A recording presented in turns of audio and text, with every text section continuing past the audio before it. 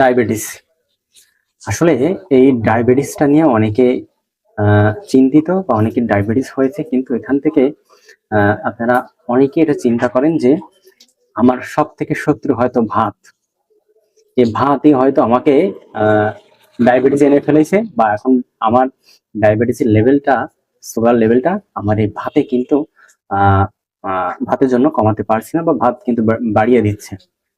এটি কি আসলে সত্য? আসলে কিন্তু নয়। কেন নয়? আপনার চিনি, চিনির থেকে কিন্তু মানে এই যে ভাত, এই ভাতের থেকে মানে চিনির থেকে ভাত কিন্তু বেস্ট। চিনির থেকে কিন্তু ভাত বেস্ট। কেন বেস্ট? কারণ চিনিটা সরাসরি কিন্তু গ্লুকোজে কিন্তু রূপান্তরিত হওয়া, কারণ ওটা প্রক্রিয়াজাত করা। আর আপনার ভাত কিন্তু, হ্যাঁ ভাত সিম্পল কার্বোহাইড্রেট ঠিক আছে, কিন্তু ভাতটা কিন্তু সরাসরি শর্করায় কিন্তু প্রস্তুত না।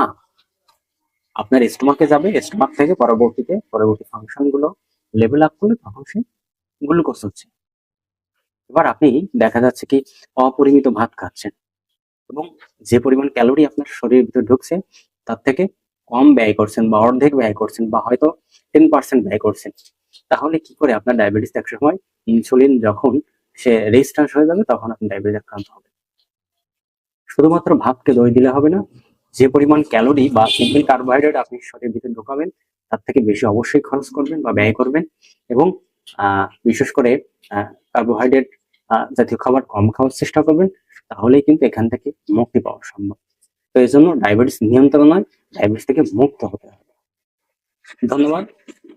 তো এমন ধরনের আরো ভিডিও দেখতে চাইলে ডক্টর সতীর্থকে ফেসবুক, টিকটক, ইউটিউব এবং ইনস্টাগ্রামে ফলো দিয়ে পাশে থাকতে পারেন। এই ভিডিওটি সকলকে জানিতে শেয়ার করতে পারেন। ধন্যবাদ।